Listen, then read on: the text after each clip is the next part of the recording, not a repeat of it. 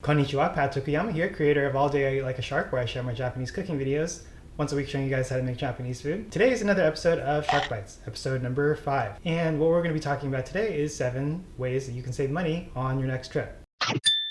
The first way is going to be to use an ATM and not to use the money exchange counters that you see in the airport or even in the city. Money exchange counters probably won't give you the best rates. There's usually some sort of a commission or other surcharge that they'll charge you, whereas the ATM will give you probably a better rate, and the fees tend to be pretty minimal. And if you do use an ATM, a way that you can get around the fees is by using an ATM card that reimburses you for those ATM fees. So there's a couple that are available. One is by Fidelity and the other one's by Schwab. The Schwab Bank and Fidelity Bank both offer ATM cards where you get reimbursed for the ATM fees at any bank, as long as you use the bank or ATM that has the Visa logo, Visa Plus logo for Fidelity, and I think Schwab is the same as well. So those are 2 things that you can do to save money right there. Using ATM, use either a Fidelity or Schwab ATM card that reimburses for ATM fees. The third thing would be to use a credit card that has no foreign transaction fees. So like the ATM cards, the credit cards will also give you a better rate, more likely than if you were to exchange your money and then use cash.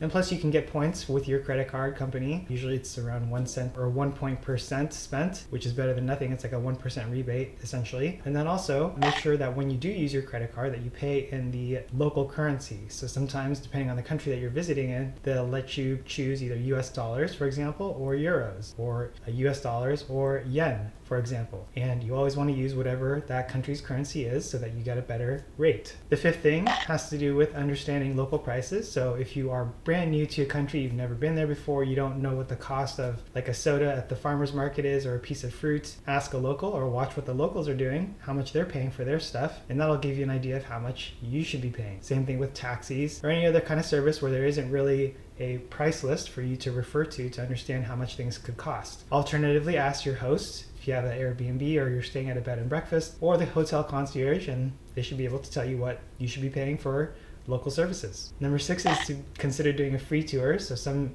larger cities like Paris, I think Bogota in Colombia, offer free tours where there's some local person, like a volunteer, who runs a tour, and they just take you around the city for a couple hours telling you about some of the main tourist attractions. At the end of the tour, they expect a tip. So it's free in that there's no upfront charge, but they expect to receive a tip at the end. That would also probably be cheaper than if you were to do a paid tour, after which the tour guide would probably still expect a tip on top of that. And number 7, the last tip that I had for you in terms of saving money on your travels, this has to do more so with non-English speaking countries. If you want to try to avoid a touristy restaurant, which are usually overpriced and the food's not too good, or it's catered to foreigners, especially in Asia, where they have more Western cuisine as opposed to the local Asian cuisine. Like in Thailand, for example, they sell like pizza and pasta as opposed to Thai food. Usually those restaurants might be a little bit more expensive than the local food, and they usually have English menus. So that's one way to spot a touristy restaurant right away. And a non-English speaking country, if the menu is in English, that's a dead giveaway potentially that it's a touristy restaurant. Not always, but in many cases, depending on where you're visiting or where you're traveling to. That's another way that you could potentially save money on your next trip. So those are 7 of my tips for helping you to save money on your next trip overseas. And if you have any questions or comments, leave them below. And I guess question of the day, what tips do you have for saving money when traveling? Leave them below. I would love to know. All right,